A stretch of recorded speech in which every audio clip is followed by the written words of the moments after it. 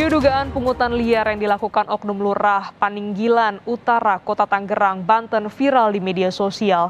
Sang lurah meminta uang bayaran tanda tangan untuk pembuatan surat ahli waris anak yatim. Maksudnya buat apa Pak fee-nya? Ya sedikit aja ngasih duit dah. Tadi dia dengar bilangnya 250.000. Iya. Itu buat apaan maksudnya? Ya Karena sedikit. setahu saya ini gratis Pak di semua kelurahan. Gratis. Iya. Bapak kan ibaratnya apa? Dalam rekaman video, sang lurah meminta uang sebesar Rp250.000 untuk tanda tangan pembuatan ahli waris kepada anak yatim. Namun pemohon menolak membayar dan mengatakan meminta tanda tangan di tiap kelurahan tidak ada biaya. Tak ingin melanjutkan perdebatan, lurah itu pun akhirnya meminta bayaran seikhlasnya. Kasihan ya. Yatim. Ya iyalah. Menanggapi videonya yang viral, Lurah Paninggilan Utara Ciledug, Tamrin, membantah telah melakukan pungli kepada anak yatim. Menurutnya, tawaran uang untuk tanda tangan surat ahli waris justru datang dari pemohon. Jadi kemarin saya sudah perintahkan Inspektorat Perisa. Tadi siang saya panggil BKPSDM, yang bersangkutan sudah dipanggil dan kita akan nonjobkan yang bersangkutan ya, karena sudah ada penjelasannya dan lain sebagainya. Kita akan berikan sanksi, sementara untuk diklarifikasi yang bersangkutan akan kita nonaktifkan dulu sebagai lurah.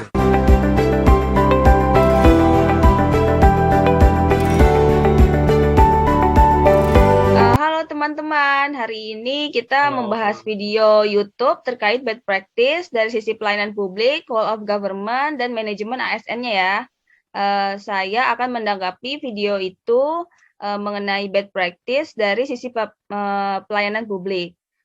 Video viral itu membahas seorang lurah dari Banten yang melakukan pungli kepada masyarakat yang ingin mengurus surat ahli waris. Lalu informasinya itu dia meminta uang 250 untuk tanda tangan itu. Menurut saya oknum-oknum seperti itu sebenarnya masih banyak di beberapa daerah Indonesia. Kemudian jarang disorot media. Lalu kita juga sudah tahu bahwa kalau video itu viral dan kemudian sudah ditindaklanjuti sama pihak yang berwenang. Pelayanan publik di kantor-kantor lurah seperti itu harusnya tidak terjadi ya. Kita sebagai ASN harusnya cepat dan sigap membantu masyarakat. Belum lagi pungli itu nominalnya sangat besar kalau menurut saya. Dan itu udah tidak etis sih, yang seharusnya gratis untuk masyarakat, kita sebagai penyedia layanan masyarakat itu sendiri. Karena pada hakikatnya pelayanan publik itu memberi pelayanan yang prima kepada masyarakat dan merupakan perwujudan kewajiban aparatur pemerintah sebagai abdi masyarakat. Kalau dari sisi budaya pelayanan prima ini udah nggak sejalan sih. Secara interpersonal kita dibutuhkan untuk menciptakan kepuasan loyalitas pelayanan terhadap masyarakat.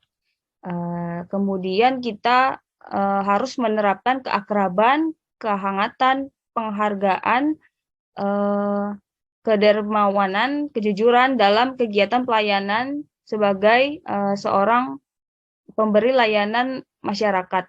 Itu sih menurut saya dari sisi pelayanan publik. Kalau menurut Mbak Julisa, apa ya terkait dari sisi manajemen ASN?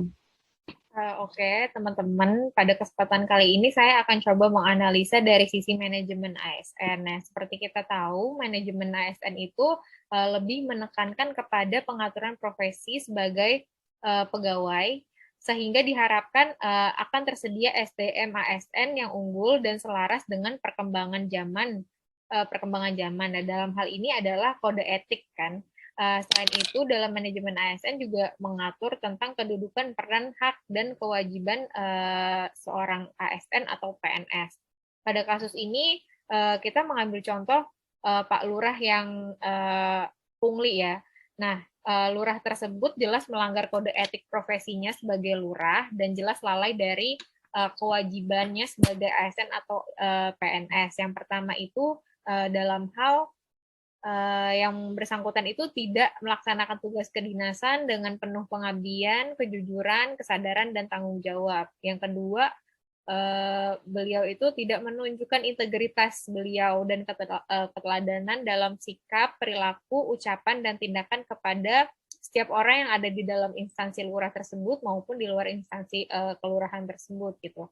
Nah, hal ini adalah contoh nyata dari sebuah pelayanan publik yang buruk atau bad practice. Oleh karena itu, ASN sebagai profesi itu sebenarnya harus bekerja dengan berlandaskan kode etik dan kode perilaku. Dan kode etik dan perilaku tersebut sebenarnya sudah diatur dalam Undang-Undang ASN yang menjadi acuan kita para ASN atau PNS dalam penyelenggaraan birokrasi pemerintah dan bertujuan untuk menjaga martabat dan kehormatan sebagai ASN gitu.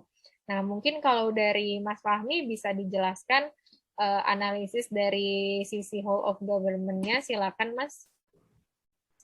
Baik, terima kasih teman-teman atas waktunya. Contoh kasus tersebut sangatlah meresahkan sekali seorang oknum pejabat publik yang mempunyai tugas dalam pelayanan publik, seharusnya melayani dan mengayomi kepada masyarakat. Akan tetapi, sangat disayangkan sekali yang dilakukan oknum tersebut memanfaatkan jabatannya hanya untuk keuntungan pribadi. Di sini saya akan sharing sedikit mengenai WOG yang berkaitan dengan kasus tersebut. Sebelumnya, saya akan menjelaskan apa yang dimaksud dengan WOG sendiri. WOG atau World of Government adalah sebuah pendekatan penyelenggaraan pemerintah yang menyatukan upaya-upaya kolaboratif pemerintah dari keseluruhan sektor dalam ruang lingkup koordinasi yang lebih luas guna mencapai tujuan-tujuan pembangunan, kebijakan, manajemen program, dan pelayanan publik.